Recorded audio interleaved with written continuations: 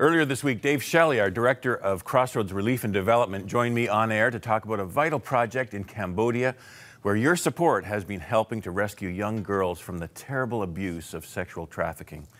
Dave was there with one of our Crossroads producers, Cheryl Weber, who remained there longer to gather some stories to share with you on future programs. But Cheryl is still in Cambodia and joins us now via Skype. Cheryl, thank you for linking in today. No, it's good to be here, Ron. Thanks for taking time to talk to me. Well, Cheryl, I know from reading your recent Facebook posts that your cameraman and others have had quite the challenging time there gathering these stories, as well as yourself. What's been happening? You know, I've never been to Cambodia and done this dark topic and not had some incredible challenges. It really feels like, you know, when you're trying to expose what is some of the darkest evils in this world, that there's always this craziness that happens. I've had the flu for the first time in almost a decade. My cameraman's been sick. Dave Shelley was sick. Brian McConaughey of Ratnack, who we work with, was also the sickest he's been almost. I think it's the second worst case of food poisoning ever. Everybody's been down. We've lost clips from interviews. We've had to redo them in the last 2 days. It's just been crazy. But you know what? None of it has stopped us gathering these stories and bringing the truth about what's really happening here and about what amazing people are doing to make a difference. Absolutely. Well, what are some of the highlights for you during this trip? Well, it's really personally been amazing because I was here 3 years ago reporting on this issue and met a number of really cool people. One of the things that impacted me the most when I was here was going to one of the most notorious towns in the world for child trafficking. And it's really hard to be there for any length of time, just not really have your heart broken, really kind of sick to your stomach over what's going on. And I remember Brian McConaughey of Ratnack International saying to me, "See that little girl over there? She sold almost every single night. This little girl over here, she sold almost every single night." Some of these kids come to our, they have like a Sunday school kind of kids club, and they're just so ravished by what they experience, that they're in physical pain. And it really just devastated me. I remember breaking down over dinner that night crying. And when I came back, I took the names of those two girls that I remember very specifically on my computer. They're actually still there. You could check after the show.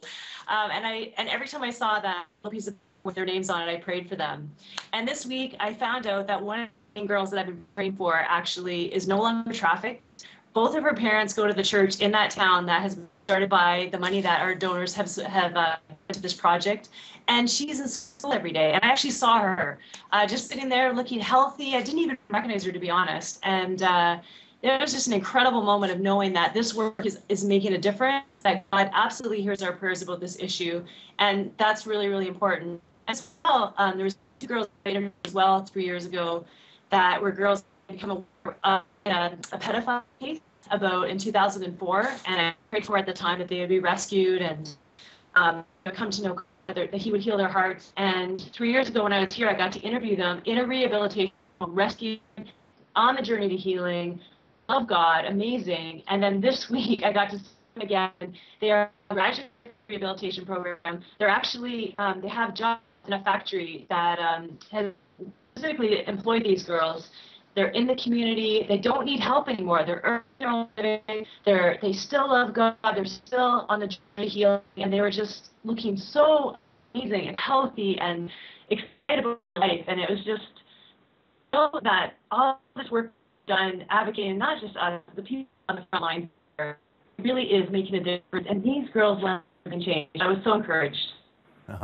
All right, well, Cheryl, we're having a little bit of a challenge with the transmission here, but I think we could pick up most of what you said, and I know it sounds very hopeful, and we're so glad that you're going to be coming back with some great stories of sharing the hope and the footage that you're shooting there of the work that's going on. Well, you see the number on your screen, and you can know that your gift today makes a big difference in the lives of precious people who desperately need physical, emotional, and spiritual support that we can provide through our various Crossroads outreaches, through your support, like this specific project in Cambodia.